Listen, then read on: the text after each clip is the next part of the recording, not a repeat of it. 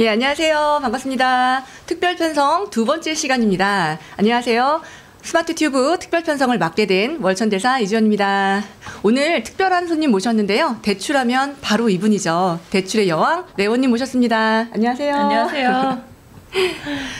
오늘도 많이 오셨는데요. 예, 찐부자 윤님. 반갑습니다. 끌어당기자님 반갑습니다. 이성희님 반갑습니다. 원케이님은 왕관의 넘버1을 쓰셨어요. 이건 또 어떤 등급인가요? 어제 못 본 등급인데 감사합니다. 어제 방송 시연했다고 감사했다고 말씀드렸습니다. 오늘은요. 예, 어제 조금 속도가 빨랐다. 빠른 속도가 좋다. 의견이 분분해가지고요. 오늘은 조금 속도를 조금 낮춰서 방송을 하도록 하겠습니다. 네, 홍계정님 반갑습니다. 오늘도 또 왔어요. 예, 내일도 또 오세요. 희망님, 네, 반갑습니다. 베로님 안녕하세요. 렁님, 또 오셨네요. 네, 스테일맨님, 어머나, 예, 오랜만입니다. 오랜만입니다. 제가 아는 그분 맞죠? 예, 최정희님 안녕하세요. 타게다님 안녕하세요. 네, 많이들 들어오셨네요. 어제도 라이브 진짜 많이 오셨어요. 900분 정도 들으셨는데요. 예, 오늘도 또 핵심 있는 얘기를 할 거기 때문에 네. 예, 또 많이들 들어주실 거라고 생각이 됩니다. 레오님, 네. 이게 자꾸 대책은 공급 대책인데요. 저 공급 대책 듣고 싶어요, 지연님. 예, 수요 억제가 계속 나와가지고 네. 이게 공급 대책이 아니라 자꾸 저희가 대출을 물어보게 되네요. 네. 이게 그런 것 같아요. 이제 공급을 하려면 시간이 걸리지 않나요? 맞습니다. 얼마나 걸릴까요? 빠르면 오피스텔 같은 경우는 2년. 도생이나 오피스텔은 정말 빠르면. 근데 우리가 도생이나 오피스텔을 원하는 건 아니지 않나요? 그래도 이제 그거라도 지어야 되는데 지금은 아파트뿐만 아니라 그런 것들도 공급이 지금 안 되고 있어가지고 네, 아주 총체적인 문제죠. 그렇죠. 그러니까 이게 이제 공급이 될 때까지 수요를 약간 누르는 게 아닌가. 오늘 대통령 담화에서도 예, 아주 분명하게 또 속 시원하게 말씀하시더라고요. 예, 되는 거 된다, 안 되는 거 안 된다. 예, 아까 담화만 보셨는지 모르겠는데 잠깐 짚어드릴까요? 뭐라고 말씀하셨냐면 상황 파악은 잘 하고 계시더라고요. 네. 그래서 오늘 담화문 전체의 내용을 보면 이런 내용들이 담겨 있어요. 질문이 아주 질문을 정확하게 하셨는데 정부가 밝힌 공급안이 실현되기까지 적지 않은 시간이 소요되는 만큼 단기적 대책 및 추가적 대책이 있으신지요? 하고 물었더니 답변이 우리나라 경제 구조가 기본적으로 부동산 투기 중심적인 측면이 있대요. 그래서 이게 예전에는 대한민국 경제 발전에 도움이 되는 측면도 됐는데 지금은 조금 약간 비중이 커지다 보니까 정상적인 경제 성장에 장애가 되고 있는 상태다라고 판단을 하고 있고 그래서 이제 최대한 그 공급에 대해서 연착륙을 시키려고 하고 있지만 그래서 부동산 가격이 안정적으로 관리하는 게 중요하다. 그렇지만 수요 관리와 공급 관리의 양측 측면이 있는데 수요 관리를 잘해야 된다. 왜냐면 이제 공급은 장기적이기 때문에 단기는 수요이잖아요. 공급을 무한대로 늘릴 수 없다라는 말도 밝히셨고 그래서 실수요자 중심으로 수요를 밝히기 위해서 이제 투기적 요소, 특히 갭 투자 같은 것들은 조금 차단을 하겠다. 그래서 앞으로도 계속 수요 측면, 공급 측면에서 부동산 가격을 안정하기 위한 대책은 계속될 수밖에 없다. 그래서 대책을 예고를 하고 있고 물론 강도나 횟수는 부동산 시장에 따라서 그러니까 부동산 시장의 가격이 오르고 내리는 거에 따라서 강도나 횟수는 좀 예고가 되어 있다라고 오늘 말씀을 해주셨고 그래서 이번 공급 정책은 칭찬도 비난도 없는 것으로 봐서 잘한 것 같다라고 이제 말씀을 마무리해 주셨는데 어쨌든 공급이 단기간에 되지 않기 때문에 단기로는 수요 억제책이 나올 수밖에 없다라는 것을 담화해서 오늘 밝혔고요. 자, 그래서 오늘 저희가 레오님 모셨잖아요. 네, 그러니까 627 대책 역시 이제 수요를 이렇게 줄이는 그런 대책이었잖아요. 일단 거래를 멈춘. 저희가 627 대책 나오고 나서도 정말 톡방에 특히 대출방 난리 났었습니다. 진짜 가장 뜨겁게 핫했는데 아니 그럴 수밖에 없죠. 왜냐하면 지금 많은 분들이 상급지로 이사를 가고 싶어 하시고요. 상급지로 이사를 가려면 대출이 필요하잖아요. 맞습니다. 내 집 팔고 보태서 가는 거지 쌓아놓은 현금으로 갖고 있는 사람이 별로 많지 없어요. 않죠. 그렇기 때문에 사실 운 좋게 6월 27일 전에 계약하신 분들이 좀 상당히 많으세요. 그분들 정말 위너신 것 같아요. 정말 많은 대출을 받으셔가지고 내 집 마련했고 지금 이제 거의 잔금을 치고 있는 상황이고 9월 30일 시점이 되면 이제 거의 마무리가 되고 있는 그런 최고의 위너는 토지 허가제 되기 전에 이제 새끼고 사두신 분들이 이제 어쨌든 한숨 돌리셨으니까 그렇죠. 진입은 당장 이사 갈 수 있는 분들이 많으신 건 아니잖아요. 네. 두 번째 위너는 6.27 대책 전에 네, 대출 그렇죠. 이제 실행해 주신 분들. 네, 그러니까 오세훈 시장님께서 이제 잠깐 열어주셨잖아요. 맞아요. 강남에 그 새끼고 사도 되는 그런 분들. 그래서 그때 많은 분들이 내 집 마련 많이 하셨어요. 특히 이제 생애 최초로 하게 되면 새를 끼고도 대출이 또 나오는 그런 상황이었기 때문에 그때 하신 분들, 특히 전문직 부분들이 대출 정말 많이 하셨고요. 그거는 이제 올 초라서 너무 먼 얘기다. 그러면 올 초가 벌써 먼 얘기야. 어떡해. 6월 27일 전에 계약을 하시고 지금 잔금 치시는 분들 역시 잘 하고 계십니다. 그분들 같은 경우는 이제 LTV 규제 지역에서 50% 대출 가능하기 때문에 얼마든지 내 집 마련에 성공하신 그런 분들이세요. 그럼 저희가요 이미 지나간 분들 이제 약간 안도하고 한숨 이제 넘기신 분들 그쵸. 저희가 이제 빼고 네. 왜냐면 6.27 앞으로. 대책 딱 나왔을 때는 그분들이 약간 좀 마음이 내가 이제 계약해놓은 거 대출 어떻게 되나 걱정이 많으셨는데 네. 이제 그분들은 한숨 돌리셨으니까 이제 저희가 챙겨야 되는 사람들은 앞으로 계약하실 분들이란 말이에요. 아니 근데 이제 이게 좀 문제가 있어요. 문제가 뭐냐면 그 갭으로 집을 사는 사람이 모두 투자자인가요? 아니죠. 지금은 사실 실수요자들이 들이 아닌가요? 이제 왜냐면 똘똘한 채다 보니까 자기가 본인이 살고 계시는 지역에 집을 마련을 못 하시는 분들이 있어요. 네. 그래서 이제 사두는 그러니까 한 채는 사는데 그쵸. 내가 이제 거주할 동네가 아무래도 시세 가치가 없다고 판단을 하시는 분들은 좀 좋은 지역에 사놓고 싶잖아요. 지금 너무 그 분위기가 똘똘한 한 채 그렇죠. 신축 얼죽신에 가다 보니까 이제 그런 거 사고 싶으신 거죠. 첫 집은. 그렇죠. 예, 나는 이러신 분들 실수라고 생각해요. 저는. 나는 지금 뭐 그 네. 외곽에 살더라도 일단 집을 사는 것은 정말 좋은 지역에 하나 사놓고 싶다. 이런 분위기가 마음. 분위기가 네, 그러니까 그렇죠. 분위기가. 아니 그러니까 분위기가 좀 바뀌어야 되는 거 아니에요? 근데 지금 다들 이런 그런 집만 살려고 하니까 그런 집만 가격이 오르잖아요. 제가 지금 항상 강조하잖아요. 지방 네. 활성화 정책도 펴줘야 되고 네. 그렇게 똘똘하지 않은 한 채도 약간 집값이 그래도 약간 그 오르는 그런 게 있어야 되는 거잖아요. 그러니까 과도하게 오르는 것보다는 네. 완만하게 오르더라도 그게 사실 전세 역전세 방지도 되고 그렇죠. 사실 그 순기능도 있어서 네. 사실 너무 똘똘한 한 채만 무리하게 많이 가는 것도 양극화를 야기하잖아요. 근데 지금은 너무 분위기가 네. 진짜 좋은 거. 그냥 한 채, 막 신채, 한 채. 네. 이거 아니면 뭐 큰일 날 것처럼 하니까 사실 네. 겁나서 내가 사는 지역에 집 못 사는 거죠. 못 사는 거죠. 그리고 네. 두 채 샀다가는 전세 대출도 안 되고 지방에 맞아요. 뭐 1억짜리 두 개만 사도 저 전세 대출 안 되잖아요. 그런 얘기 조금 이제 차분차분 해봐야 되거든요. 저도 이제 네. 대책 나고 나서 정말 많이 사실 괴롭혔어요.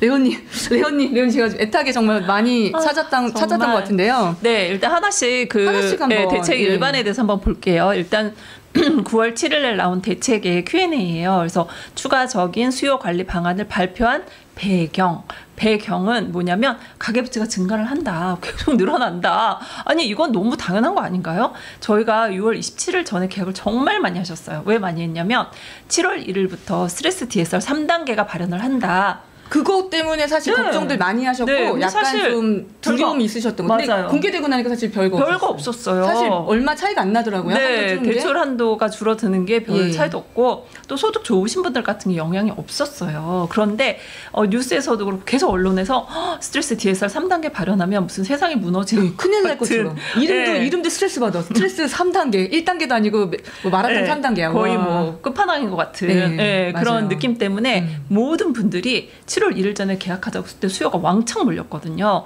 그러다 보니 제가 보기에 7월 1일 지났으면 계약이 그렇게 막 너무너무 많이 되진 않았을 것 같다는 생각이 저는 좀 들어요. 그런데 어찌됐든 너무 과열이 되니까 정부에서 6월 27일 정책을 딱 발표를 했고요. 그리고 그 전에 계약하신 분들이 지금 7월, 8월, 9월 계속 잔금을 치고 있으니까 가계대출이 증가하는 건 너무 당연한 건데 계속 부채가 상승한다고 이번에 또 9월 맞아요. 7일 뉴스에서 대책을 내놨잖아요. 근데 뭐 사실 별거는 없어요. 근데 여기서 조금 이제 다뤄봐야 될 건 뭐냐면 일단 주택 매매 임대사업자 대출이 중단되었어요. 맞아요. 아니 이게 무슨 일입니까? 이제 이거 대환도 안 해준다고. 네. 연장 안 된다고. 네, 하셔서. 예. 그러니까요. 뭐 세입자가 안 바뀌면 상관없지만 네. 그런 게 아니면 안 해주겠다 해서 월세 받고 있던 분들도 많으실 텐데 네. 이런 분들 어떻게 해야 되나 싶어요. 아니 그러니까 말입니다. 담보대출 인정도 안 되는데. 네. 그러면 이런 분들은 뭐 그러니까 그러면 이제 이런 정부의 분들- 기조는 계속 그건 것 같아요. 집을 팔아라. 팔아. 아니 근데 똘똘하지 않은 한 채도 팔릴 수 있게 여건을 마련해 주셔야 그런 집이 팔리죠. 네. 뭐 팔면 되잖아. 근데 이제 그냥 팔아야 되는 대상 물건들이 그런 똘똘한 한 채가 아니니까. 이렇게 생각을 하더라고요. 싸게 팔면 다 팔려. 이런 논리가 좀 센 거 많이 있는 것 같아요. 그래서 뭐 어찌 됐든 지금 현재 똘똘한 한 채로 가고 있고 다시 이제 대책이 나와서 이게 이제 주택 매매 임대 사업자 대출이 전면 중단이 됐어요. 예전에 저희 한번 법인 대출이랑 사업자 대출 전부 중단된 적이 있었잖아요. 예, 그게 이제 다시 복구가 된 게 얼마 안 됐는데 다시 이제 중단을 하게 됐고요. 그래서 매매 사업자, 임대 사업자로 사실 집을 사신 분들이 많지 않았어요. 왜냐하면 지금 현재 이 시장에 계시는 분들은 거의 실수요자들이에요. 내가 집 하나 가지고 하려고 하는 분들이기 때문에 사업자 대출보다는 다 가계 대출로 내 개인 대출로 대출을 하신 분들이기 때문에 집을 사는데 큰 영향은 없을 것 같긴 해요. 최근 몇 년 사이 투자자 수요가 급감한 건 사실이에요. 네, 맞아요. 그래서 어떻게 조금 이제 올라가면 좀 팔고 정리를 하고 싶다. 투자자들의 마음은 거의 그런 마음이었거든요. 그냥 전세 빨리 맞추고요. 아니면 팔기 위해서 좀 비워놨다가 좀 팔고 싶어요. 이런 분들이 좀 그 대신 생활비가 없으니까 좀 대출은 좀 해줬으면 좋겠어요. 뭐 이러신 분들이 좀 대부분이었고요. 그 외에 집을 사시는 분들은 내 집 마련하시는 분이에요. 무주택자가 집을 하나 사거나 아니면 새 끼고 사놨다가 나중에 지금 말씀하신 대로 좋은 지역으로 이사를 가거나 지금은 아이들 학교라든지 뭐 직장 때문에 그 지역에 살지 못하더라도 이제 뭐 투자 가치도 보는 거죠. 하지만 한 채 가지신 분이 규제 지역에 집을 샀다고 해서 그게 투기라고 저는 생각하진 않거든요. 그래서 그런 분들의 시장이었기 때문에 매매사업자, 임대사업자 대출은 중단을 해도 사실 뭐 저희 서민들한테는 뭐 큰 영향은 없어요. 근데 이제 어떤 분들이 영향을 좀 받냐면 이제 그야말로 뭐 지방에 조그만 거 좀 많이 사면서 뭐 매매사업자로 경락 대출을 받았던 분들, 낙찰 받는 분들 같은 경우는 투자를 하시는 분들이 많이 있었는데 이 경매로 투자를 하시는 분들의 규모가요. 뭐 30억짜리를 투자한다 이거 아니에요. 아니 무대. 예. 생활비 버시려고 하시는 분들. 네, 그렇죠. 저 500이라도 벌었으면 좋겠어요. 뭐 그냥 싸게 낙찰 받아서 저 그냥 500 벌고 매도하고 싶어요. 이러신 분들이 이제 굉장히 많으셨거든요. 근데 최근에 지방의 시장에서 좀 저렴한 경락이 많이 나오다 보니까 낙찰을 좀 받으시고 이제 세팅하셔서 이렇게 좀 생활비 용도로도 쓰시고 그쵸. 이런 분들이 좀 많으셨던 것 같아요. 예. 아니 그리고 이게 낙찰이 돼야 이게 경매도 이게 경제가 돌아가는 거잖아요. 이게 경매 나온 물건들은 사실 지금 너무 투기꾼으로 보지 마시고 경매 나온 물건은 경매 시장에서 시장 메커니즘으로 또 소화가 돼 주셔야 그 악성화된 채무가 금융권에서 빌려줬던 근저당 잡았던 그 채무가 해소가 돼요. 그렇죠. 그러면서 이제 세입자들한테 돈도 돌려줄 수 있고요. 이게 사실 시장이 만들어 놓은 건전한 방식인데 뭐 이제 일상적인 생각하시기에는 경매 받은 집 받으면 뭐 재수 없어 이런 것들 그거는 사실 부동산 공부 시작하시면 그렇진 않고 이건 시장 경제 내에서 은행은 담보를 갖고 돈을 빌려준단 말이에요. 근데 이게 만약에 펑크가 나면 시장 메커니즘으로 또 사주셔서 이제 NPL도 있고 경매도 있고 하면 이제 돈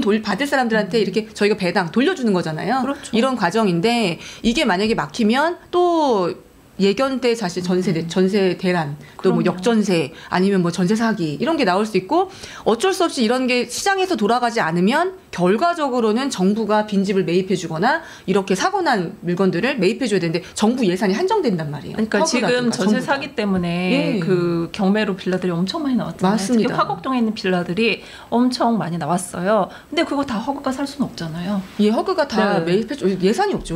네, 근데 이제 한때는 너무 손해를 보니까 허그에서 직접 입찰을 해가지고 낙찰을 받아서 활용을 하는 그런 경우도 있기는 했어요. 그런데 말씀하신 대로 돈이 뭐 무한정 있는 건 아니니까 이제는 좀 포기를 한 것 같더라고요. 그래서 그러면 누군가가 낙찰을 받아서 말씀하신 그 채권자들한테 다 변제하고 그래야 이제 세입자분들 1순위시니까 대부분 선순위 1순위인 이제 세입자분들 먼저 구제를 해야 되고 그다음 이제 금융기관들 돈 회수가 돼야 또 금융기관들 망하면 안 되잖아요. 그럼요. 또 저희 은행 한번 망할 때마다 얼마나 큰 이슈가 있는지 저희 저축은행 사태도 겪은 세대고 야 옛날 얘기한다 진짜.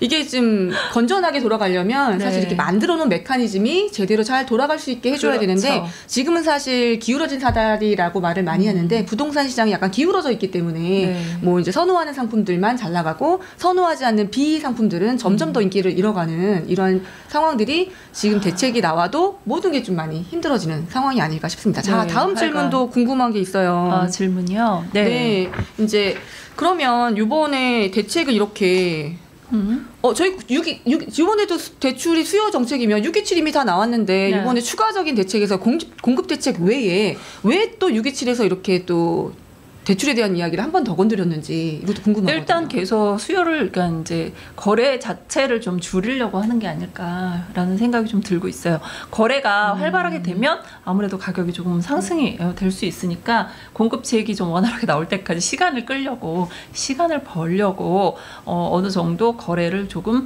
이제 좀 차분하게 중단을 시키고 있는 게 아닐까라는 생각이 들고 있고요.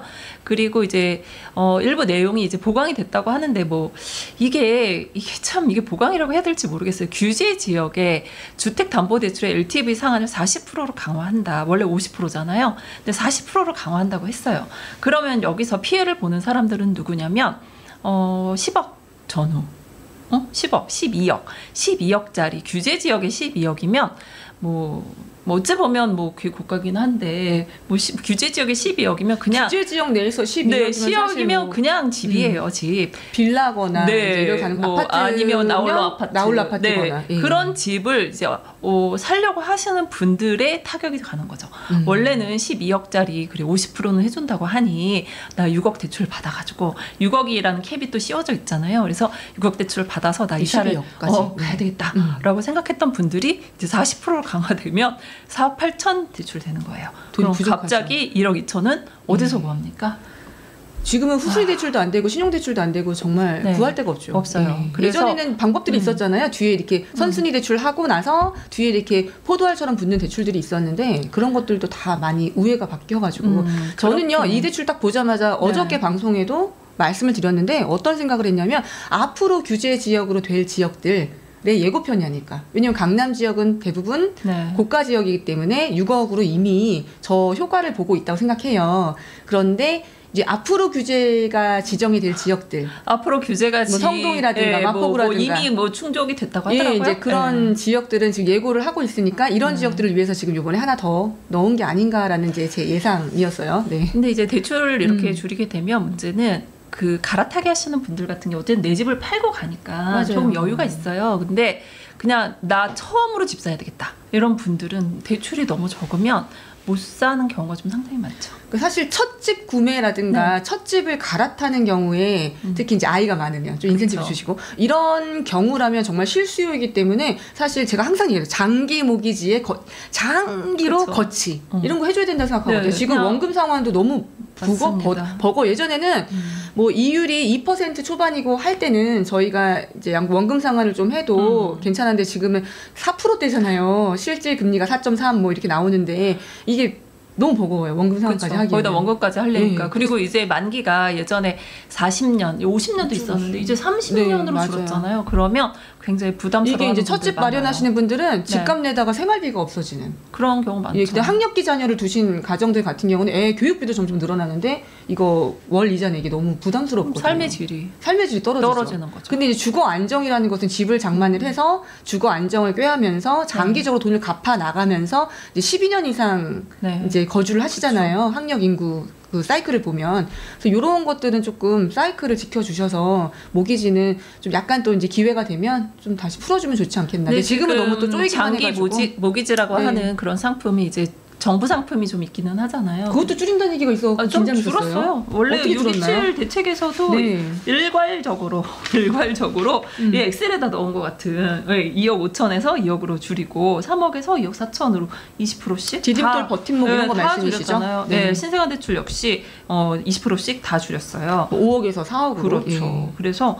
한도가 많이 줄었어요. 그래서 이런 분들은 이 한도가 사실 2억 5천에서 2억이면 얼마 되지 않는다는 생각하지만 디딤돌하고 버팀목을 생각하시면서 집 마련하시는 분들한테 그분들 소득이 작아요. 맞아요. 그래서 이분들은 5천만 원이나 1억 정도 되는 이 한도가 굉장히 이분들한테는 엄청 큰 돈이 왔다 갔다 하는 돈이에요. 거의 그분들의 일단 디딤돌이나 이런 급여, 그러니까 소득 제한이 있잖아요. 그래서 6천만 원 이하 막 이래야 되는데 그러면 그분들의 1년치 연봉을 하나도 안 쓰고 모아도 지금 대출 한도 줄어든 만큼밖에 안 되기 때문에 집을 계획했던 분들이 굉장히 늦어질 수밖에 없는 그런 구조가 돼버린 거죠. 그래서 그러니까 몇 년 동안 그 공급을 못했던 이런 부분들이 이렇게 지금 그 부작용으로 나타나고 있는데요. 뭐 레고 사태 때문에 여러 가지 건축 여건이 좋지 않아서 공급을 못했던 부분도 있지만 또 수요가 이렇게 딱 얼어붙었을 땐 또 건설회사들 공급을 안 하잖아요. 그런 부분들이 지금 이제 결과로 이렇게 오는 건데요. 어쨌든 지금 현재는 사실 좀 일단 깝깝합니다. 수요를 억제하는 그런 정책이고 집을 사기가 굉장히 좀 어려운 그런 환경이 되어 있고요. 근데 그렇다고 안 사냐? 이제 제가 현장에 있잖아요. 지금 문이 다시 사고 오나요? 싶어 하는 분들은 삽니다. 사기는 사요. 근데 이제 뭐 정부의 정책을 어기면서 할 수는 없으니까 그에 맞춰서 진행을 할 수밖에 없는 거죠. 그래서 현재 최대 대출 한도가 6억이잖아요. 뭐 20억짜리 집도 6억, 30억짜리 집도 6억, 뭐 100억짜리도 6억. 예, 이것밖에 되지 않기 때문에 그거에 맞춰서 이제 준비를 해서 집을 매수를 하는 분들이 조금 이제 문의는 오고 있는 상황이에요. 그리고 요번에 이제 나온 대책 중에 하나가 이제 전세 대출을 조금 줄였죠. 1주택자의 전세 대출을 깜짝 놀랐습니다. 한동안 아무리 부동산 대책이 나와도 전세를 건드린 적이 없었어요. 근데 이제 자꾸 전세도 사실 전세 대출이 많이 늘어났죠. 제가 결혼할 때만 해도 전세 대출이 너무 조금 나와서 40%였나요? 집 사면 70% 후순위까지 되기 때문에 저는 돈이 없어서 집을 샀던 케이스예요. 이제 집을 사면 대출을 많이 해준다 그래서 부동산 사장님이 저한테 세대 차라리 전세 자꾸 보지 말고 집을 사는 게 어때? 은인이시죠. 그래서 이제 제가 85% 후순위까지 해서 집을 샀던 기억이 있는데요. 지금은 전세 대출 한도가 저희가 많이 늘어났잖아요. 아니 그렇잖아요. 그거를 지금 좀 규제 관리하려고 하는 것 지역의 같아요. 대출 한도가 40%잖아요. 네. 그런데 전세 대출은 원래 80%. 보증금의 80%이기 때문에 왜 세입자가 대출을 더 많이 나오냐. 근데 또 궁금하신 분들이 그렇게 80%라고 하지만 전세 대출을 받을 때 뭐 5억이다. 뭐 그게 줄었다. 이런 얘기가 있잖아요. 근데 그거는 특별한 전세만 그런가요? 아니면 다 이게 이제 전세 5억인가요? 대출의 특징이 조금 있어요. 뭐냐면 전세 대출은요. 전세 대출 같은 경우는 그 보증 기관이 있어야 돼요. 보증기관? 보증기관이 있어야 되는데 그 보증기관이 서울보증이냐 주택금융공사냐 아니면 주택도시보증공사냐 이렇게 세 군데로 나눠져 있는데 거기에 따라서 대출 한도가 모두 다릅니다. 그래서 서울보증 같은 경우에 1주택자가 원래 3억, 주택금융공사가 2억 2천, 그리고 주택도시보증공사가 2억이었어요. 근데 이거를 이제 통일을 한 거죠. 1주택자는 전부 2억이다. 이렇게 통일을 해서 이제 결론적으로 따진다라고 하면 대부분 1주택자 같은 경우는 전세 대출의 한도가 3억이라고 생각을 하고 있다가 1억이 확 줄어든 그런 결과가 이제 발생을 하게 된 거죠. 이것 때문에 또 그러면 문의가 좀 많이 오는 경우도 있었나요? 문의라기보다는 이제 한 달 전쯤에 그러니까 저의 예전 고객님이셨어요. 그분이 제가 이제 1주택자인데 전세로 이사를 가고 싶다. 그런데 예산을 세워야 되니까 다 예산을 세우셔야 되잖아요. 예산을 세워야 되는데 그러면 얼마 나오냐서 3억이 최대 한도다라고 말씀을 드렸어요. 근데 아직 계약 안 하셨거든요. 근데 얼마 전에 뭐 대책이 나왔는데 저 달라졌나요? 라고 이제 문의가 오신 거예요. 놀라셨겠다. 2억으로 다 줄었어요. 그럼 저 이사 못 가나요? 못 가죠. 1억을 또 어디서 마련하실 거예요. 그래서 그렇게 당황하시는 분들은 좀 상당히 많고요. 지금 오다가 어떤 분이 이제 연락을 주셨어요. 근데 뭐냐면 10월 달에 전세 계약을 했다. 그건 뭐 당연한 거죠. 한 달 남은 거잖아요. 뭐 충분히 그럴 수 있잖아요. 전세 계약 보통 한 달 전에 많이 하지 않으시나요? 그런데 문제는 한 달 전에 한 이 전세 계약을 10월 달 잔금이잖아요. 은행에서 안 해준다. 계약 대책 전인데요. 그게 왜 그러냐면 이게 참 여러 가지로 문제가 되고 있어요. 뭐냐면 이 대책 때문에 안 해주는 게 아니라 돈이 없다. 결론은 은행에 돈이 없다. 한도가 소진됐다? 네. 그래서 제가 아니 그러지 말고 그 해당 은행이 안 되면 다른 은행에 한번 가보셔라. 제가 다 다녀봤어요. 안 해주겠다고 한대요. 그래서 아니 계약했는데 어떡해. 그러니까요. 그래서 굉장히 곤란하다. 그런 전화를 지금 받고 온 상황이었어요. 그래서 전세가 지금 굉장히 어려운데 그러면 미리 신청하면 되잖아요 라고 말씀을 할 수도 있죠. 우리가 뭐 대출 신청 미리 하면 되는 거 아니에요? 라고 할 수 있는데 이 전세 대출은요. 우리가 그 심사를 하려면 한 달 전에 할 수 있어요. 한 달 전에? 네. 근데 한 달 전에 하려고 했더니 한 달 후에 대출할 돈이 없대. 그러니까 이런 게 조금 현장에서 문제가 되고 있는 그런 상황입니다. 심각하네요. 네, 심각해요. 그래서 이 전세 대출이 많이 어려워요. 그래서 네. 뭐 확답까지는 아니어도 뭐 대출에서 확답이라는 건 없어요. 뭐 막 물어보시는 분도 있어요. 확답해 주세요. 이거 확실한 거죠? 막 이렇게 물어보시는데 확실한 건 없어요. 이게 갑자기 대책이 나올 수도 있는 거고 돈이 없을 수도 있는 거고 어떻게 은행에 돈이 없어요? 이렇게 생각할 수도 있지만 이 총량 규제 때문에 은행 입장에서는 대출을 많이 하고 싶어 하지 않습니다. 그래서 이렇게 전세 대출이 굉장히 좀 어려운 편이에요. 아직 10월달, 11월달도 아닌데 네. 벌써 그러는 건 좀 놀랍네요. 보통들 10월달, 11월달, 12월달이 다가갈수록 대출이 좀 빡빡해지잖아요. 한도를 끝냈기 때문에. 근데 지금 아직 9월 초인데. 네. 네. 네, 맞아요. 그래서 올해는 조금 더 빨리 시작이 된 것 같아요. 그렇습니다. 자, 저희가 아까 매매 사업자분들이 많지는 않지만 이번에 이제 또 가장 놀랬던 부분들이 이 주택 매매 사업자랑 임대 사업자의 주담대를 제한하는 이 내용들이었어요. 네. 이 내용 짧게 한번 짚고 넘어갈까요? 일단 그 규제 지역의 대출 한도가 줄어들었다는 거 하나, 그리고 두 번째 매매 사업자, 임대 사업자의 대출이 이제 서울과 수도권에 전부 중단이 되었습니다.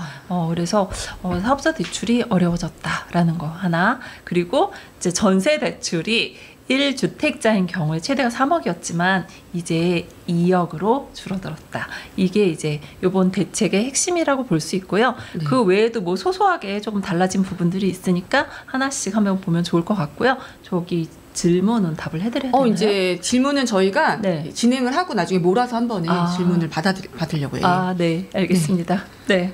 그러면 이제 그 다음엔 또 어떤 대책에 이번에 뭐가 궁금할까 모르시는 내용들이 있을 거예요. 그래서 한번 볼게요. 자, 그러면 이제 아주 Q&A가 자세하게 나와 있어요. 맞아요. 이번에 좀 자세하게 나왔더라고요. 네, 그래서 주택하고 상가가 혼합이 되어 있는 물건.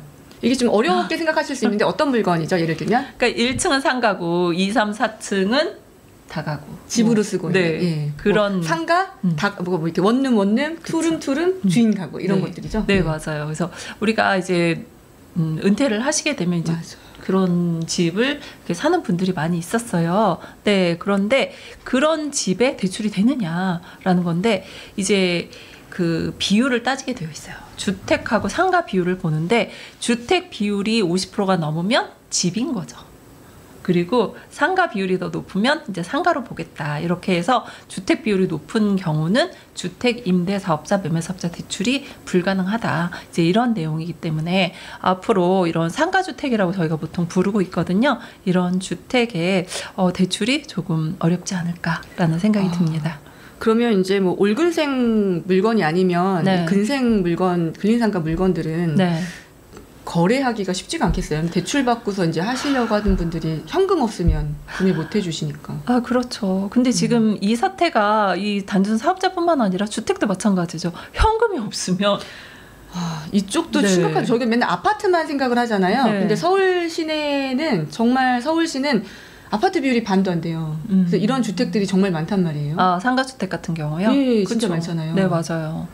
그래서 이런 주택 같은 경우에 이제 사업자 대출로 많은 분들이 매도를 하셨는데 이런 부분이 조금 어렵지 않을까라는 생각이. 이쪽 시장에서도 좀 그렇죠. 문제가 되겠네요. 네. 근데 올근생을 모두 할 수 있는 또 여건은 아니잖아요. 올근생 해놨는데 임차 안 나가면 어떡해. 예. 근데 주택은 항상 수요가 있으니까. 그리고 이제 올근생으로 바뀌게 되면 또 세금 문제도 되게 복잡해지더라고요. 그래서 맞습니다. 그런 부분 누가 낼 거냐. 왜냐하면 매도하시는 분이 주택으로 팔면 또 비과세 받는 부분도 있는데 그게 아니고 올근생으로 팔게 되면 비과세 부분이 없어져서 싫다 하시는 부분들도 있기 때문에 근생으로 변경한 다음에 나가 사겠다 이런 부분이 잘 안 되는 경우도 많더라고요. 그래서 하여간 그렇습니다. 그리고 저희 이제 전세 대출 조금 더 물어보고 싶습니다. 전세 대출이 지금 네. 가장 질문들이 많고요. 가장 지금 궁금하신 분들이 전부 질문 전세 대출인데 제가 전세 잘 몰라가지고 저 매매는 좀 아는데 전세 대출 쪽 제가 잘 몰라가지고 오늘 정말 궁금한 게 엄청 많아요. 네, 물어보세요. 뭐가 제일 궁금하세요? 일단 지금 전 1주택자인데도 아까 말씀하셨지만 이제 축소가 됐는데 정말 그 주택 하나밖에 보유를 안 해. 왜냐면 지방에 주택을 보유했어. 근데 이제 서울에 이렇게 하나 사시는 분 이렇게 네. 따로 있으신 분 있잖아요. 물려받을 수도 있고 옛날 살던 지역에 있던 거 안 팔려서 둘 수도 맞아요. 있고 이런 분들도 서울에 오실 때 전세대출 못 받아요? 그 1주택자인 분들은 최대가 2억까지 받을 수 있고요. 근데 그 2억도 예전에는 소득이 없는 분들도 전세 대출이 가능했어요. 근데 지금은 다 봅니다. DTI를 보기 때문에 뭐 하다못해 이제 신용카드로라도 해주셔야 되고요. 예전에 주택도시보증공사 허그에서는 소득 없는 분들 대출 다 가능했었거든요. 근데 지금은 더 엄격해졌어요. 뭐가 엄격해졌냐면 그 주택 서울보증 같은 경우에 이제 신용카드로도 소득으로 환산을 해주는 경우가 많아요. 근데 도시보증 같은 경우는 증빙소득자하고 건강보험까지만 해주겠다. 뭐 이런 은행들도 있기 때문에 정말 까다로워졌죠. 그러면 네. 어르신들 같은 경우 소득이 없으시거나 이제 이러신 분들은 이사 가실 때 전세 대출 못 받습니다. 어머. 네, 안 됩니다. 이거 모르시는 분들이 허다할 텐데요. 그럴 수 있죠. 왜냐하면 저희가 지금 내 집이 없는 사람, 무주택자인 분들이 많이 없어요. 물론 많지만 그 좀 있는 분들 같은 경우는 이제 그 가족 중에 무주택자를 찾았더니 할머니밖에 없어. 아니면 어린 자녀만 무주택자야. 그래서 그분들의 이름으로 전세를 계약하시는 분들이 계셨단 말이에요. 그 소득이 없잖아요. 두 그렇죠. 구독다. 그렇죠. 근데 예전에는 소득이 없어도 전세 대출이 가능했으니까 그런 분들 이름으로 계약을 하고 전세 대출을 받았단 말이에요. 근데 이제는 안 됩니다. 그러면 이제 이 전세 대출에 대해서 네. 뭔가 대비책도 좀 안내를 해드렸으면 좋겠는데 그럼 어떻게 대비하라고 말씀을 하세요? 뭘 준비하세요라고? 일단 소득이 있으셔야 돼요. 소득. 전세 대출을 받으려면 예전처럼 무주택자이면 뭐 소득 없어도 되는 거 아니에요? 안 됩니다. 소득 있으셔야 되고요. 소득이 없으면 대체 소득이라도 우리가 대체 소득이라고 하면 신용카드 나쁘네요. 이게 우리가 보통 1년에 한 2,400만 원 정도 사용을 하시면 연봉 5천 정도로 환산해 주시거든요. 그래서 그런 식으로라도 나의 그 소득을 차곡차곡 만들어 놓으셔야지만 전세 대출이 가능할 수 있어요.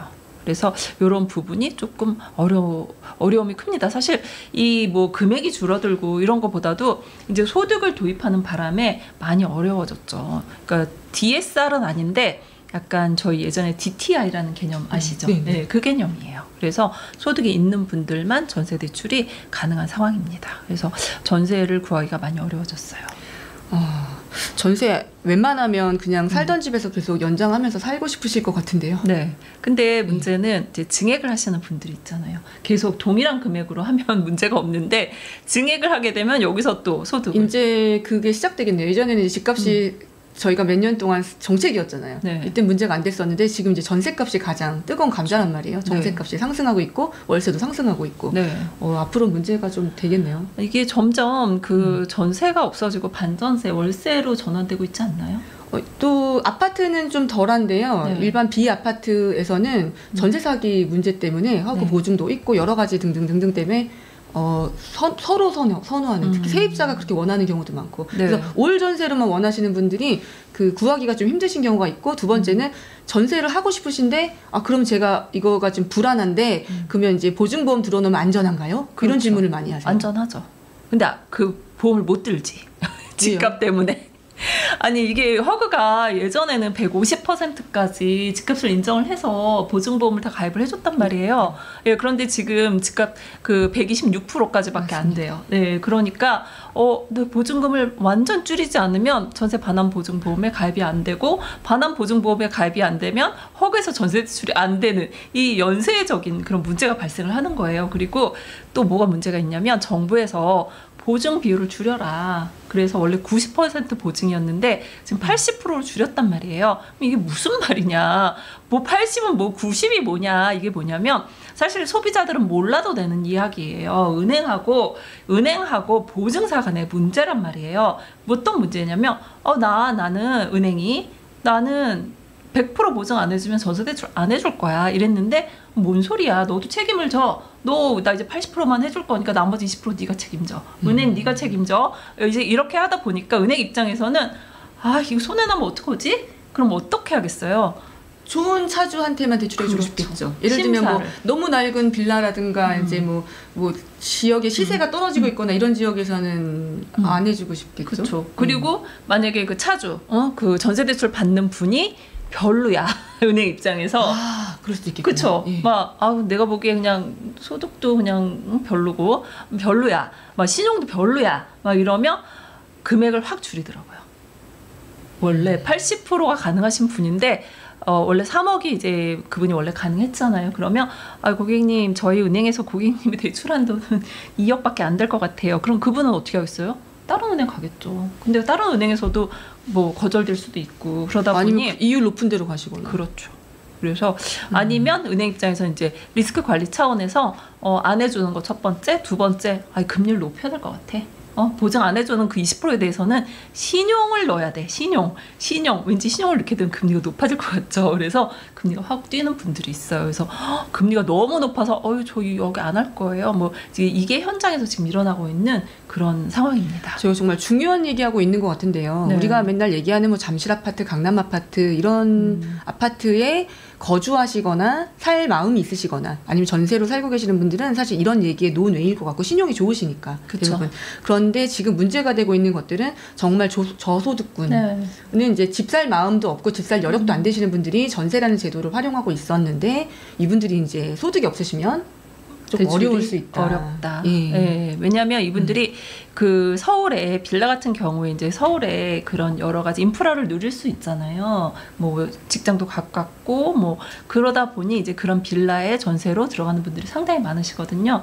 근데 그런 분들이 이제 굉장히 많이 따져 보셔야 되는 거죠. 전세가 비율, 집값의 비율 뭐 이런 걸 다 따져서 물론 이제 공인중개사 분들도 다 아시기 때문에 거기에 맞춰서 보증금을 책정을 해주시기는 합니다. 그래서 그런 부분 잘 체크하고 들어가셔야 될 것 같고요.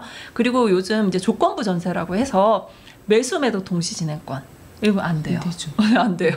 예, 그런 경우에 이게 왜 이 소비자가 내 전세 세입자가 피해를 봐야 되느냐. 지금 집도 없어 죽겠는데 전세가 별로 없거든요. 그런데 매수매도 동시 진행권까지 못하다 보니까 전셋집이 너무 귀하다. 이런 분들이 굉장히 많으세요. 근데 어찌됐든 이런 조건부 전세 대출이 지금 거의 잘 안 되고 있습니다. 그래서 내가 전세를 구할 때 그 집의 근저당, 집주인의 근저당이 있는지 그거를 말소하면서 내 보증금으로 말소하고 들어가는 경우가 많거든요. 그래서 그런 경우에 또 안 되는 은행이 있고요. 더 헷갈리는 거는 이게 또 뭐 어떤 은행은 된대. 또 어떤 은행은 안 된대.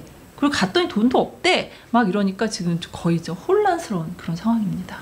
그러면 이런 혼란스러움 때문에 그 대상자분들은 전세를 구할 때 집만 구한다고 되는 게 아니라 이거 전세 못 움직이겠는데요? 그냥 살던 집에 살아야지. 제 입장에 불안한데요, 이사 가기가? 그럴 것 같아요. 왜냐하면 계약 새로 해서 이사 간다고 했다가 대출 안 나오면 어떡해요? 그렇죠. 아니 지금 부동산에서도 나올 거라고 확답 받고 했단 말이에요, 전세 계약을. 그랬는데 갔더니 돈 없어요. 이런 답을 들어버리니까 원래는 됐었어. 계약 시점에는 계약할 땐 됐었는데 한 달 전에 대출할 때 자수할 때쯤 되니까 안 된다고 그러는 거예요. 네. 그러니까 이런 부분이 지금 현장에서는 좀 전세 대출에서 깝깝합니다. 많이 어렵습니다. 네. 저희 전세 대출 DSR. DSR은요 원래 매매에만 적용되던 단어예요. 네. 이 단어 자체가. 근데 이게 지금 전세에도 얘기가 나오고 있단 말이에요. 네. 이거는 뭐 사실 지금 현재 1주택자인 분들이 전세 대출 받을 때 뭐 DSR 적용하기도 해요. 그런데 이 전세 대출에 DSR을 도입을 하게 되면 이제 DTI만 지금 보고 있는 상황인데 DSR을 보게 되면 그 전세 대출을 받는 사람의 기타 대출, 예를 들면 신용 대출이라든지 차 대출. 네, 그렇죠. 타격이 커요. 학자금 대출. 이런 게 따라오게 되면 전세 대출 받기 굉장히 어렵거든요. 그래서 이것만은 조금 천천히 하는 게 서민들을 위한 방법이 아닐까. 이러면 진짜 월세로 다 가야 됩니다. 방법이 없어요. 그래서 이런 거는 조금 그래도 아직 뭐 정해진 시기는 없다라고 해서 이번 한숨은 돌렸다 이런 의견들도 있어요. 네. 그래서 뭐 그나마 다행이고요. 요거는 제가 아까 말씀드렸던 그 보증 비율에 관한 건데요. 자, 보증 비율을 이렇게 자꾸 줄이게 되면 은행 입장에서는 안 하고 싶어요. 전세 대출 뭐 지금 총량 때문에 뭐 대출도 안 하고 싶은데 거기다가 나보고 손해까지 떠안으라고? 나 안 하고 싶네. 이게 이제 은행의 마음인 거예요.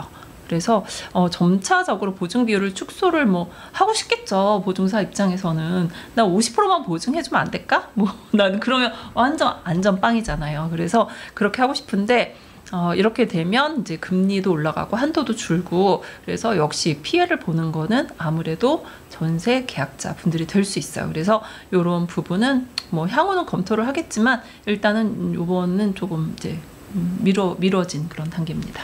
네. 다주택자분들도 지금 전세 대출 대부분 다주택자분들은 자기 집에 못 사는 경우가 많아요. 이제 투자를 하기로 이제 투자와 실거주를 분리한 케이스가 많기 때문에 네. 이분들이 이제 월세 사셨어야 되는데 네. 전세를 사는 경우가 있단 말이에요. 제가 이제 한참 바뀔 때 무조건 다주택자 갈 거면 빨리 월세를 가는 게 좋겠다는 전세가 대출이 막힐까봐 이런 말씀 많이 드렸는데 네. 그래도 좋은 제도다 보니까 전세 대출을 활용하는 경우가 많아요. 근데 이분들 지금 전세 대출 안 된다고. 네, 원래 이제 안 된 지 오래됐고요. 다주택자 분들은 전세 대출 안 됩니다. 그래서 간혹 이런 분들 있어요. 아니 그 1주택자, 그러니까 1주택자, 아니 2주택자인데 저희 공시지가가 굉장히 낮아요. 뭐 이런 경우 있거든요. 그래도 그 대출에서는 2주택자예요.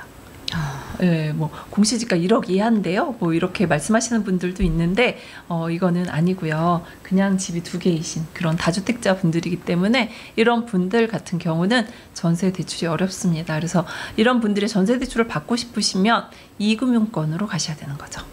거기서 가능합니까? 네, 가능합니다. 근데 이금융권으로 가게 되면 금리가 일단 많이 높아요. 그럴 바에는 월세 가는 게 더 낫다.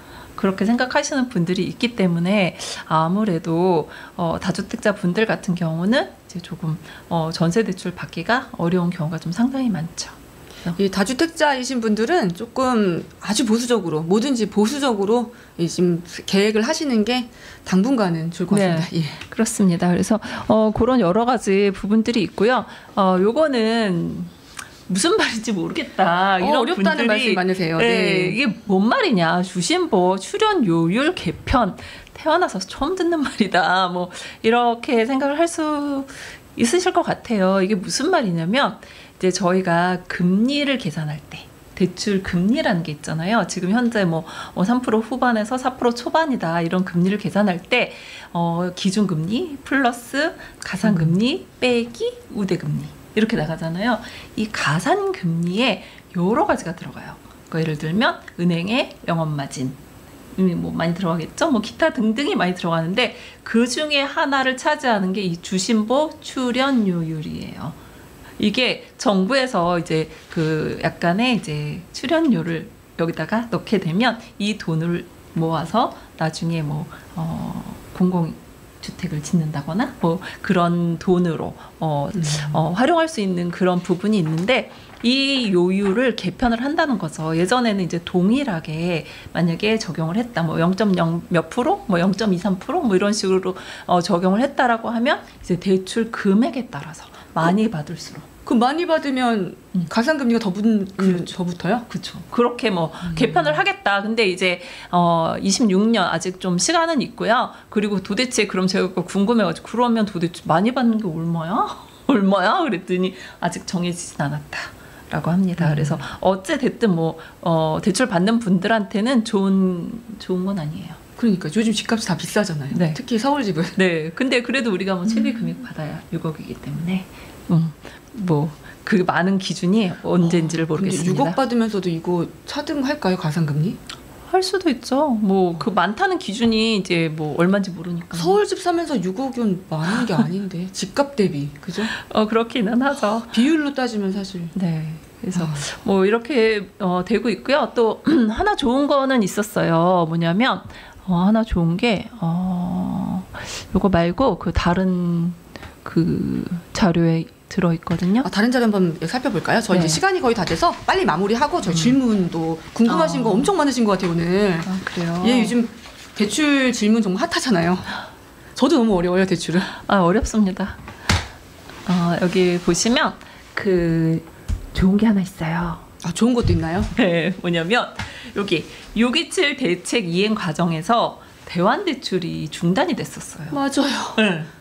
대환 대출이 이제 대출 받았던 거 다른 은행으로 갈아타면서 바꾸는. 예. 네, 맞아요. 그러니까 지금 말씀하신 대로 내가 지금 대출을 쓰고 있는데 내가 금리가 너무 높아. 나 정말 여기 은행 쓰기 싫어. 그래서 다른 은행으로 가고 싶은데 안 되는 거야. 왜 안 되냐면 그 627 대책으로 생활안정자금 목적의 주택담보대출은 1억만 가능해요. 근데 내가 지금 대출이 4억 있어. 그러면 갈아타려면 3억을 상환해야 돼. 그게 바로 이제 제 네. 케이스였는데 네. 주택담보대출을 갚았어요. 여윳돈이 생겨가지고. 그래 이제 제가 연락드렸잖아요. 저 지금 저기 뭐지 그 주식 좀 사고 싶어서 돈 빼고 싶은데 이거 네. 안 돼 했더니 1억밖에 안 돼. 이러잖아요. 아니 그러니까요. 돈 괜히 갚았어. 네. 그래서 받을 수도 없고 대환도 안 되고 막 그랬는데 근데 이번에 이제 그 뭐라고 나왔냐면 대환 대출을 허용해 주는 방향으로 개선할 방침이다. 아니 뭐 너무 당연한 거를 안 해준 게 사실 이상한 거였는데 이 은행은요 정부에서 하지 말라면 절대 할 수 없어요. 딱딱한 금리죠. 네, 그래서 이제 허용해 준다라고 얘기를 하니까 이제 어제부터 보험사에서 대환이 가능하다라고 이제 연락이 왔고요. 그리고 이제 오늘 우리은행에서도 이제 대환을 할 수 있게끔 해주는데 굉장히 빡빡합니다. 일단 1주택자만 가능해요. 대환도 1주택자만 가능하고요. 그냥 본인이 쓰고 있는 그 대출의 잔액만큼 요즘은요 원금 상환을 하잖아요. 그래서 내가 지금 대출을 4억을 빌렸어도 지금 한도가 뭐 3억 5,860만 원 이렇게 남았을 수도 있어요. 그러면 그만큼만 대환을 해주는 겁니다. 그래서 앞으로 대환 시장은 조금 열릴 것 같아요. 금리는 이제 인하가 될 거라고 예상이 되기 때문에 이제 대환은 조금 준비를 하고 계시는 게 좋을 것 같습니다. 사실 대환은 열어줘야 돼요. 왜냐하면 은행들이 서로 경쟁을 해야 손님들한테 더 좋은 상품을 서로 경쟁해서 줄 거 아니에요. 근데 대환을 안 하면 뭐 자본 물고기한테 안 그렇죠. 주겠다는 얘기잖아요. 이게 다 사기업이잖아요. 네. 금융회사들이. 맞습니다. 그럼 서로 경쟁을 해서 고객한테 더 좋은 조건을 줘야지. 그렇죠. 예. 그러니까 정부에서도 이번에 개선할 방침이다라고 딱 문구가 개선하십시오. 개선하십시오. 들어와서 이제 대환은 가능하니까 내가 지금 금리가 너무 높은지 그러니까 본인의 대출을 좀 점검을 하세요. 내가 지금 몇 프로를 쓰는지 내가 돈을 얼마를 내는지 전혀 무관심하신 분들 많아요. 관심 없는 분들이 생각보다 많으시더라고요. 네, 그러니까 깜짝 놀래. 제가 5%를 쓰고 있었어요. 막 이러시는 분들이 있거든요. 그래서 그거 점검해서 내년에 금리 낮아지면 그때 적극적으로 대환하시기를 기원드립니다. 또 그러면 저희가 이제 그럴 타이밍에 대환할 수 있는 열렸어. 그러면 이제 또 블로그에 또 아니면 스마트 팁을 나오셔가지고 적극 또 알려주세요. 그럼요. 왜냐면 저희는 또 소식에 어두울 수가 있으니까. 예. 네. 그럼 저희 중요한 거 다 짚었나요? 네, 이번에 이제 한 거는 대략 말씀을 드렸고요. 지금 질문이 이제 Q&A를 한번 넘어가 볼까요? 네. PD님 저희 맨 위로 한번 올려봐 주시겠어요? 질문들 진짜 많이 남겨주셨는데요. 예, 저희가 이제 또 궁금한 거, 가려운 거 한번 짚어드리겠습니다. 에류자님 제일 먼저 질문 남겨주셨는데 곧 세입자가 나가고 실거주하러 들어가야 되는데 퇴거자금 너무 걱정입니다. 이 퇴거자금이 가장 질문이 많으세요. 저게 가장 문제입니다, 지금. 이 1억에 대한 캡이 씌워져 있기 때문에 전세 퇴거 자금이 잘 안 돼요. 그런데 되기도 해요. 소득이 좋으시고 1주택자인 분들은 은행에서 승인이 났다라고 하는 경우도 있고요. 제가 이제 아는 지점에 물어봤어요. 627 대책 이후로 전세 퇴거 자금 해본 적 있어요? 아니요. 하나도 안 했어요. 하나도. 겁나니까 안 하는구나. 네. 왜냐하면 정부에서 자 해도 돼? 라고 이런 식으로 자료가 나와요. 그럼 아직 내려온 공문이 없어요? 없어요. 그래서 그냥 뭐 규정에 어긋난 건 아니니까. 그럼 안 하려고 하지. 네, 그래서 뭐 10건 중에 한 건이 승인이 나는 경우도 있고 2금융권에서 뭐 하는 경우도 있고 그래서 뭐 1주택자인 경우에 그냥 아름아름 하고는 있는데 그 다주택자다 이러면 이제 불가라고 생각하시면 될 것 같습니다. 야, 그럼 세입자 어떻게 바꾸죠? 그냥 사시라고. 세입자 이사 나가시면 안 되겠네. 사시라고. 나 지금 등골이 서늘한데요. 자, 최정희님, 이 왕관 넘버원, 1등 왕관 쓰고 계시는데요. 경기도 주택 매도하고 가느냐고 내년쯤 갈아타려고 하는데요. 네. 서울 리모델링 후기나 아니면 재건축 후기, 아파트 뒤 이제 아파트를 보고 있는데 네. 재건축은 관리 처분 후에 리모델링은 2주 철거 후에는 주택담보대출 나오지 않는다고 하는데 맞는지요? 하셨어요. 맞습니다. 안 됩니다. 예, 아니라고 하십니다. 예. 네. 예, 맞기 때문에 저런 분들 같은 경우는 이주비 대출이 나오잖아요. 그래서 이주비 대출을 승계하시면 될 것 같습니다. 그래서 그거 받아서 집 사시면 되지 않을까요? DY님, 안녕하세요, 레오님. 비규제 2주택 자입니다. 생활안정자금 대환 안 되나요? 다 대환 얘기인지. 네. 예. 아까 제가 말씀드렸죠. 지금 현재 1주택자만 대환이 가능합니다. 그래서 안 되고요. 약정 위반 연락받았다고요? 어떡해. 집을 샀구나. 집 사셨네요. 작년 세입자 내보낼 때 생활안정자금 받으시고 집을 사셨대요. 근데 이제 아직 기존 집이 안 팔리고 있어가지고. 이런 거는 진짜 피해자신데 약정서 위반으로 연락받으셨대. 요즘에 AI로 다 보잖아요. 약정서 위반. 네. 이게 생활자를 받고 집을 사시면 약정 위반이에요. 근데 어떻게 돼요? 뭐 상환하셔야죠. 약정 위반이니까 그 받은 대출은 상환하셔야 되고요. 앞으로 3년 동안 이제 등재가 되셔가지고 그 본인은 주택 관련 대출은 받을 수가 없어요. 그래서 상환 준비하셔야 될 것 같습니다. 아이고. 네. 안녕하세요, 레오님. 곧 네. 결혼을 앞뒀는데 축하드립니다. 애국자십니다. 저랑 남자친구 둘 다 작년에 운 좋게 청약에 당첨돼서 둘 다 27년 입주 예정인데요. 네. 현 대출 규제 그대로 간다면 잔금 대출 시 저희가 혼인신고를 한 상태면 부부 합산으로 2주택자가 돼서 잔금 대출이 고민됩니다.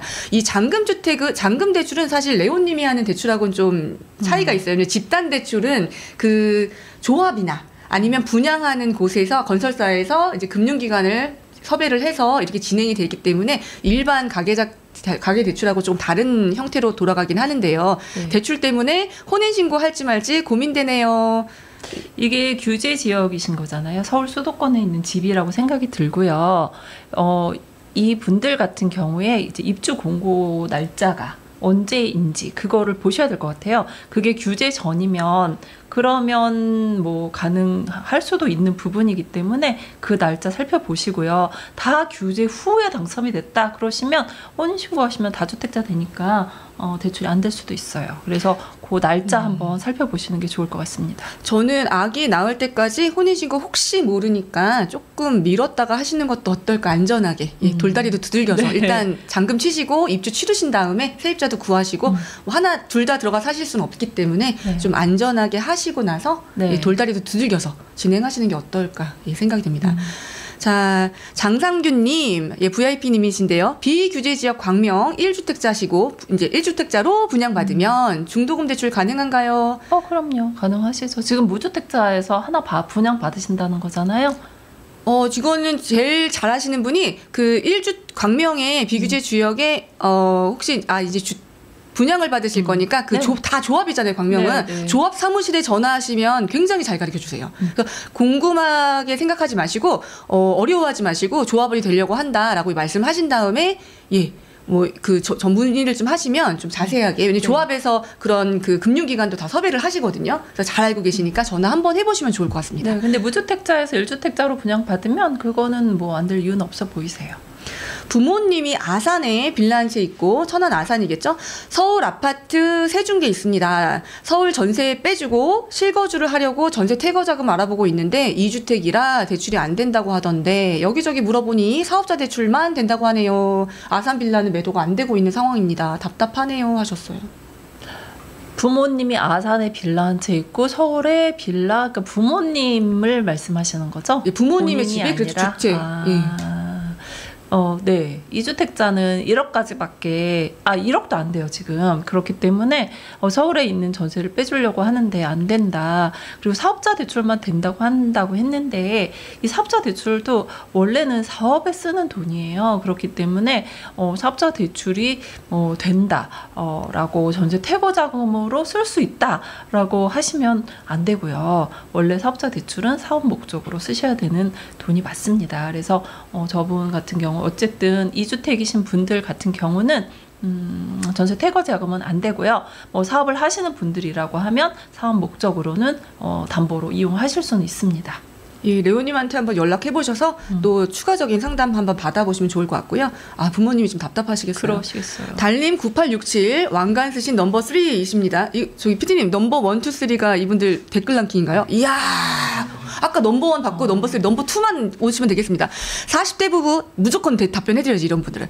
40대 부부 청약 점수 현재 67점. 오, 내년이면 69점입니다. 청약 기다리는 게 맞는지 지금 서울에 매수해야 되나. 오늘 대출 질문인데 청약 질문하셨네요. 예, 그래도 넘버 3니까 제가 답변 드릴게요. 서울에 강남권에 얼마 전에 분양했었던 잠실 르엘 기억하세요? 예, 거기 지금 최저가점 한번 살펴보면 470점 넘었었는데요. 그렇게 로또 청약인 경우는 대출 규제가 이렇게 생겼는데도 불구하고 정말 놀라운, 일단 그 청약 점수가 가족 수잖아요. 가족 수에 사실 놀랬고, 그런 가족 수가 있다는 거. 그 건너편에 있는 파크리오 같은데 대형 평수에 2가족씩 같이 사시는 분들이 많대요. 그런 분들이 또 건너편에 청약하신 것 같다는 얘기 많이 하셨는데, 네. 예, 그래서 예전이면 69점이면 진짜 그 당첨권이었어요. 64점은 좀 간당간당, 아이가 둘이면 69점. 그러면 이제 통장 만점, 갈기간 만점, 예, 이런 분들 거의 됐었는데, 핫한 지역에 아주 로또 청약이다 그러면 최근엔 좀 힘들 수도 있다. 그런데 조금 이제 아주 핫한 청약이 아니다라고 하면 조금 조심스러울 수 있고, 또 하나 모두가 기다리시는 반포 지금 1, 2, 4주구 청약 같은 경우 이제 물량이 많으니까 거기는 69점 정도 괜찮지 않을까 생각하시는 분들 많은데, 사실 잠실 청약을 보니까 뚜껑 까봐야 알 수 있지 않을까라고 해서, 예전에 정말 높은 점수였는데요. 지금은 확답 드리기가 그래도 한번 해보시. 그래도 사실 버리기엔 아까운 점수예요. 그럼요. 버리고 집 사시기엔 아까운 점수예요. 네. 예. 그러실 것 같습니다. 자, 한남 2, 부가연 3, 하객 3. 자, 이성희님, 한남이고요. 부가연 3, 하객 3 보유 중입니다. 좋은 거 많이 갖고 계시네요. 부가연 3구역 때문에 지금 고생 좀 많이 하고 계시겠어요. 예, 지금 구청하고 논의를 좀 하고 있죠. 잘 원만하게 합의하셔서 속도 나셨으면 좋겠습니다. 이주비 대출 신청 시 보유주택을 매도하고 대체주택 구입이 안 된다고 하는데, 이제 유기치 대책 말씀하시는 것 같아요. 지금 같은 규제 시에 고이자에 이주비 대출을 받아서 투자할 수 있으려는지, 이거 받아서 투자를 또 하시려고요? 그건 안 될 것 같은데. 이주비 대출 받기 전에 전세 대출 가능할지요? 전세 대출은 가능합니다. 일단 한남 2, 북삼 다 뭐 임대사업자로 되어 있다고 하시고 지금 관리처분인가 난 상태이신 거죠. 그리고 지금 입주권 상태라고 3개 다 입주권 상태이신 거잖아요. 아닌가요? 이 상황은 조금 복잡하고 따져봐야 되기 때문에 김재경 소장이나 아니면 또 이거 전문적으로 많이 하시는 호준의 부동산 이런데 입주권들 많이 다루시면서 이런데 노하우가 많으신 이런데 가셔가지고 좀 적극적으로 상담을 한번 받아보시고 하시는 게 안전하게 돌다리 둘죽일 수 있지 않을까. 저는 좀 개인적으로 추천드립니다. 전세 대출만 말씀드린다라고 하면 관리처분 인가가 난 후에 저런 입주권이라든지 재개발 입주권 같은 경우는 주택수에서 제외가 됩니다. 그래서 전세 대출은 가능할 수 있을 것으로 보여요. 그 대신 지금 이주비 대출을 받고 기타 대출을 받았다고 하면 저희가 대출을 할 때도 소득과 부채 따져서 DTI 본다고 했잖아요. 그래서 그 부분이 맞는지, 그리고 이제 저런 경우에 보통 한 분이 중도금 대출, 이주비 대출 받은 경우가 많아요. 왜냐하면 그 명의자가 이제 그분인 경우에 받으셔야 되고요. 그리고 그 이주비 대출을 받았을 때는 DTI, DSR을 보지 않거든요. 그래서 많은 대출을 갖고 있는 분들이 좀 있어요. 그래서 그런 경우에 대출이 없는 분 이름으로 전세 계약을 하시고, 그리고 전세 대출 신청하시면 가능하실 것 같아요. 이제 조합에서 대출할 수 있도록 준비는 해주시는데 이율이 있어요. 그래서 이제 받으시는 분들이 고민들이 많으세요. 추가 투자는 사실 권하고 싶은 방법은 아니지만, 혹시 추가 투자 하고 싶으시다면 아까 말씀한 2곳에 가서 한번 비교해 보시고 좀 심도 있는 상담도 좀 받아보신 다음에 안전하게 진행하시는 것이 좀 어떨까. 지금 요즘엔 다 돌다리도 두들겨서 안전하게 가시는 게 좋습니다. 막 자산을 불리는데 너무 혈안이 되시면 갑자기 막혀서 당황하실 수 있습니다.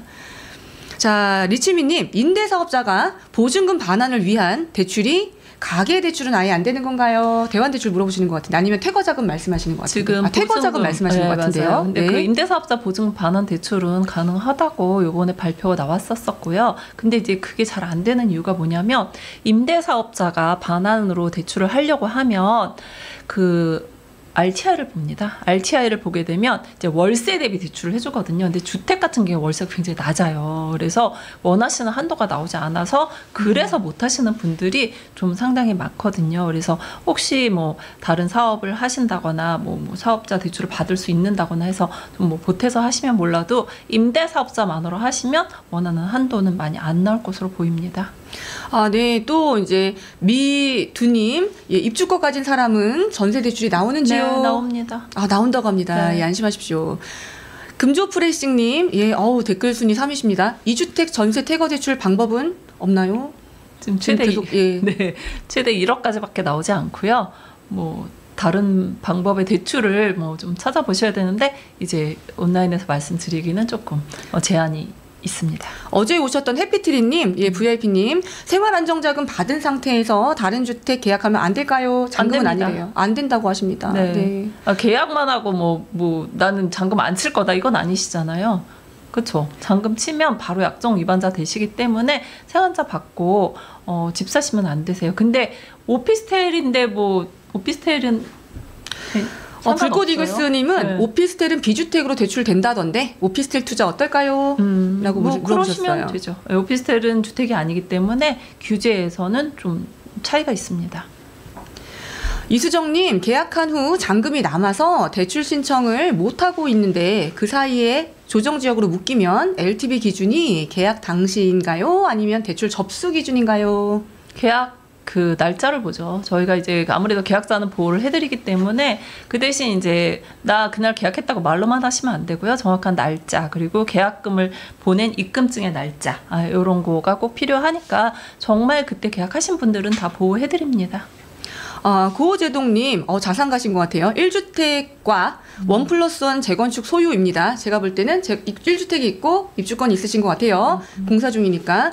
혹시 주거 말고 꼬마 빌딩 이런 걸 매입할 경우 대출이 가능한가요? 근생 물어보시는 것 같아요. 올근생이나. 네, 가능합니다. 꼬마 빌딩 같은 경우에 가능한데 이제 이걸 어떤 명의로 사느냐 이게 중요해요. 왜냐하면 개인 명의로 살 건지 아니면 법인 명의로 살 건지 이거에 따라 다른데 개인 명의로 사게 되면 RTI를 정말 아주 열심히 봅니다. 그래서 월세가 낮은 그런 꼬마 빌딩 같은 경우 원하는 한도가 안 나올 수 있어요. 보통 저희가 예전에는 이제 1억당 50만 원 정도 예상했는데 요즘 금리가 올라서 60만 원 정도 월세가 나와야 1억의 대출이 가능하다 이렇게 나오기 때문에 내가 대출을 뭐 많이 받아야 되는 꼬마 빌딩이다 이러면 법인 명의로 매수를 하는 것도 대출이 좀 많이 나올 수 있는 방법 중에 하나입니다.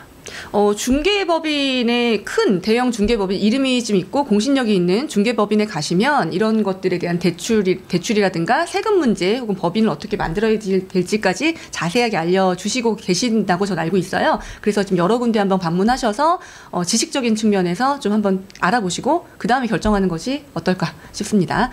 자, 오늘 질문 거의 다 받아드릴 수 있을 것 같은데요. 저희가 이제 질문 2개만 더 받고 마무리하겠습니다. 불꽃 하셨고 잠깐만 그 다음에 HY님 서울에 갭으로 산 후 향후 실거주로 들어갈 때 주택담보대출이 안 나오나요? 이거 많이 물어보십니다. 네.